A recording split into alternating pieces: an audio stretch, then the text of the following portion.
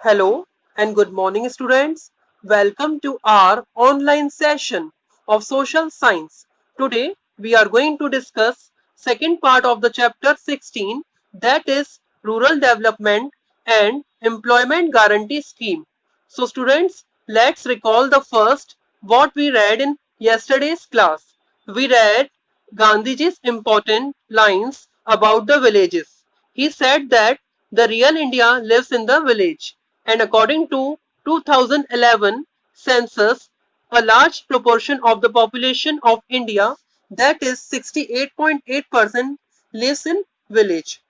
We also read about some significant changes in the economy from last 3 decades, that is 1973 to 2003. So students, let's move further with the second part of this chapter with its continuation. So students, now we are going to start from the page number 272. So yesterday we have discussed till here. Today we are going to start from here. In the year 1973, the share of agriculture sector in the gross domestic product, that is GDP, was about 45%. That of secondary sector, it was 30%, and service sector contributed about 25% to the gross domestic product. But there were 75% people employed in the agriculture sector, only 10% people were employed in the secondary sector, and service sector provided employment to 15% of the people. It means कि year 1973 में जहां GDP में agriculture sector का contribution 45% के करीब था, वहीं secondary sector का 30% तथा सर्विस सेक्टर का 25% कंट्रीब्यूशन था, जबकि एग्रीकल्चर सेक्टर में 75% लोगों को एम्प्लॉयमेंट मिला हुआ था और मात्र 10% लोगों को सेकेंडरी सेक्टर में और 15% सर्विस सेक्टर में लोगों को एम्प्लॉयमेंट मिला हुआ था. Okay. However, during 2003, the contribution of service sector increased to 50% of GDP. The secondary sector contributed about 30% to the GDP, but the share of agriculture was reduced to only about 22%. But even then, the agriculture sector gives employment to about 60% people.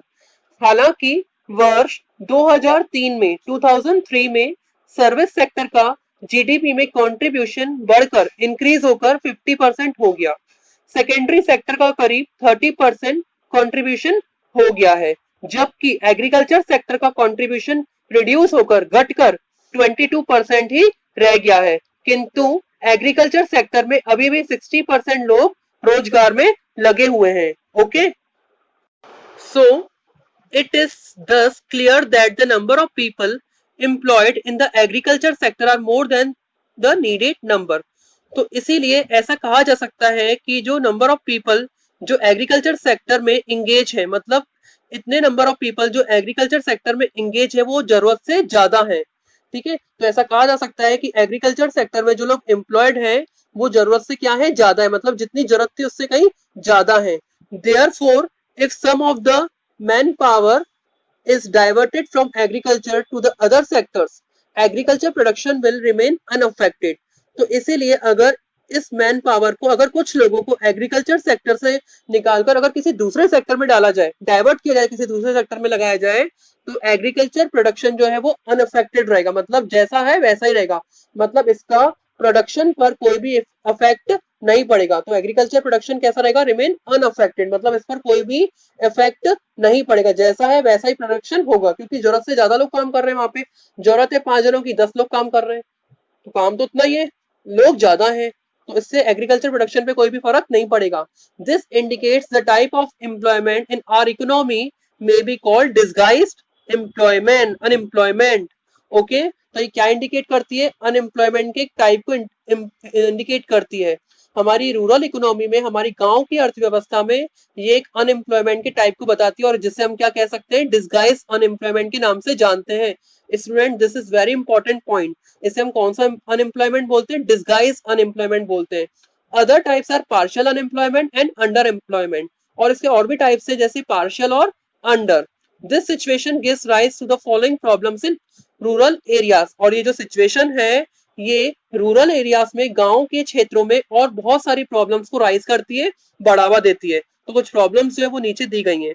Okay students, so students कुछ problems जो arise होती हैं rural areas में वो इस तरह। The first is due to inadequate avenue of employment and more than required number of people employed in the agriculture sector, the rural people are not getting proper return for their labor. It means कि जो गांव के क्षेत्र होते हैं, जो ग्रामीण इलाके होते हैं, वहां पर एम्प्लॉयमेंट के अपर्याप्त रास्ते, ठीक है, इनएडिक्वेट एवेन्यू रहता है, और जितने लोग हैं उनसे ज्यादा लोग उस सेक्टर में लगे रहते हैं। मींस कि more than required number of people employment in the agriculture sector, मतलब जितने जरूरत थी उससे ज्यादा लोग लगे रहते हैं। तो इससे क्या होता है, जो रूरल पीपल होते हैं उनको प्रॉपर रिटर्न नहीं मिलता उनकी लेबर का। जैसे कोई सपोज एक एरिया है, वहां पे 10 लोगों की जरूरत थी, ठीक है, 10 लोगों को 500-500 रुपए दिए जाने थे, अब वहां पे आ गए 20 जने, ठीक है।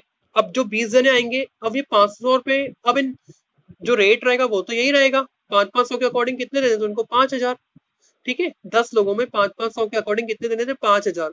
लेकिन अब वो 5,000 पे 20 लोगों में बढ़ जाएंगे, 20 लोगों में डिवाइड हो जाएंगे, तो हर एक को कितने मिलेंगे, 250। पहले मिले थे 500, अब मिल रहे हैं 250। तो उससे उनको उनकी लेबर का प्रॉपर रिटर्न नहीं मिल पा रहा है। Consequently, the rural people are facing problem of poverty and hunger, और इसके परिणाम स्वरूप जो रूरल पीपल है, जो ग्रामीण लोग हैं, उनको पॉवर्टी और हंगर जैसे, मतलब गरीबी और भुखमरी जैसी समस्याओं का सामना करना पड़ रहा है। Now the second point, the people are economically insecure due to limited employment opportunities in the rural areas.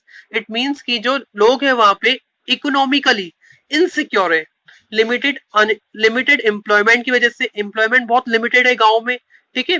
Means की जो एम्प्लॉयमेंट है, उसकी जो सुविधाएं हैं, उसकी जो अपॉर्चुनिटीज हैं, वो रूरल एरियाज में काफी लिमिटेड है। इस वजह से वो लोग शहरों की तरफ माइग्रेट करते हैं। तो इसलिए गांव के लोग जो है वो इकोनॉमिकली इनसिक्योर रहते हैं एम्प्लॉयमेंट के मामले में। तो सेकंड प्रॉब्लम ये वहां पर अराइज होती है। Okay, now third point, due to non-availability of employment opportunities in rural areas, the people are forced to migrate to urban areas. This gives rise to many social and economic factors. It means कि जो rural area है उसमें employment opportunities की availability नहीं होने के कारण, मतलब जो गांव के लोग हैं उनको एम्प्लॉयमेंट की अपॉर्चुनिटीज अवेलेबल नहीं मिल पाती, मतलब वहां पर नहीं मिलती उनको एम्प्लॉयमेंट। तो इसी वजह से उनको अर्बन एरियाज की तरफ माइग्रेट करना पड़ता है, एक जगह से दूसरी जगह जाना पड़ता है, और इससे कई सारे सोशल और इकोनॉमिक फैक्टर जो है वो राइज होते हैं, पैदा होते हैं, ठीक है। इट मीन्स कि जो गांव के लोग हैं उनको गांव में रोजगार नहीं मिल पाता है, अनअवेलेबिलिटी होती है एम्प्लॉयमेंट की, एम्प्लॉयमेंट अपॉर्चुनिटीज उनको नहीं मिलती है। तो इस वजह से वो अर्बन एरियाज मतलब शहरों की तरफ मूव करते हैं, और इससे कई सारे सोशल और इकोनॉमिक फैक्टर्स जो है वो क्रिएट होते हैं। नेक्स्ट है आपका limited opportunities of employment for women in rural areas gives rise to the twin problems of non-underuse of women power, improper payment for their labor. It means कि employment की limited opportunities होने के कारण ग्रामीण परिवार की महिलाओं के लेबर और उनके श्रम का उचित मूल्यांकन भी नहीं हो पाता है। अब क्या होता है, वहां पर उन लोगों को प्रॉपरली काम नहीं मिलता है वुमेन को गांव में, तो इस वजह से वो लोग भी शहर की तरफ मूव करती हैं, और वहां पर उनको बहुत सारे काम अवेलेबल हो जाते हैं, जैसे सिलाई, कढ़ाई, बुनाई।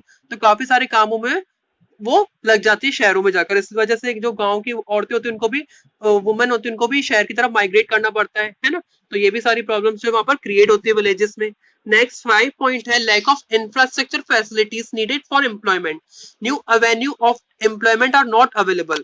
इट मीन्स की इंफ्रास्ट्रक्चर फैसिलिटीज जो जरूरी होती है एम्प्लॉयमेंट के लिए, उनकी कमी होने के कारण रोजगार के नए अवसर विकसित नहीं होते हैं। मीन्स की जो इंफ्रास्ट्रक्चर मतलब जो बेसिक आधारभूत सुविधाएं हैं एम्प्लॉयमेंट के लिए जो जरूरी है, उनकी कमी होने के कारण रोजगार के नए अवसर विकसित नहीं होते हैं। Due to this the standard of living of rural families does not improve, और इसी वजह से जो रूरल फैमिलीज है उनका जो स्टैंडर्ड ऑफ लिविंग है वो इम्प्रूव नहीं होता है। उनका स्टैंडर्ड ऑफ लिविंग क्या होता है, पुअर रहता है, वो इम्प्रूव नहीं हो पाता है। Okay, the solution of the aforesaid problems lies in providing employment security to the rural people. इन सभी प्रॉब्लम्स के सॉल्यूशन के लिए सबसे पहली आवश्यकता है कि ग्रामीण परिवारों को इकोनॉमिक सिक्योरिटी प्रोवाइड की जाए। Therefore, it is necessary to provide employment to the rural people as and when they need. इसलिए यह आवश्यक है कि जो रूरल पीपल है, जो गांव के लोग हैं, उनको एम्प्लॉयमेंट प्रोवाइड किया जाए। जब उनको एम्प्लॉयमेंट की जरूरत हो तब उनको एम्प्लॉयमेंट वहां पर प्रोवाइड किया जाए। Besides, new and the perennial employment avenue need to be developed in the rural areas.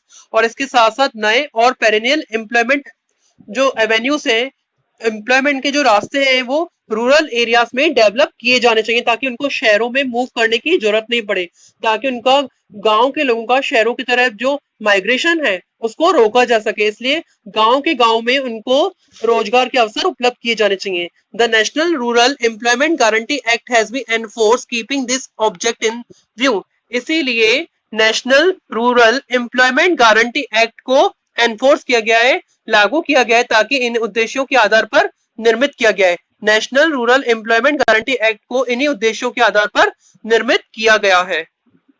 Now topic 16.2 Objectives of the National Rural Employment Guarantee Scheme.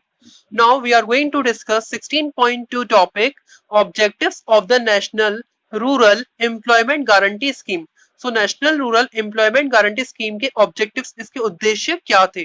तो फर्स्ट है आपका to provide 100 days employment to the adult member of each family living in rural areas who are willing to do unskilled labor. It means कि इस scheme का उद्देश्य है कि ग्रामीण क्षेत्र में, गांव के क्षेत्र में निवासरत रहने वाले प्रत्येक परिवार के एक एडल्ट मेंबर को जो अनस्किल्ड लेबर करने के हेतु तैयार है, एक फाइनेंशियल ईयर में कम से कम 100 डेज का एम्प्लॉयमेंट अवेलेबल कराना। इट मीन्स कि इस स्कीम का उद्देश्य क्या है? इस स्कीम का उद्देश्य है कि ग्रामीण क्षेत्र में रहने वाले प्रत्येक परिवार के एक एडल्ट मेंबर को जो अनस्किल्ड लेबर करने हेतु तैयार है, एक फाइनेंशियल ईयर में कम से कम 100 डेज का एम्प्लॉयमेंट अवेलेबल कराना। सेकंड है to create permanent assets in rural areas. ठीक है, तो रूरल एरियाज में परमानेंट असेट्स को क्रिएट कराना, रूरल एरियाज में परमानेंट असेट्स को क्रिएट कराना। तो ये है national rural employment guarantee scheme के ऑब्जेक्टिव्स।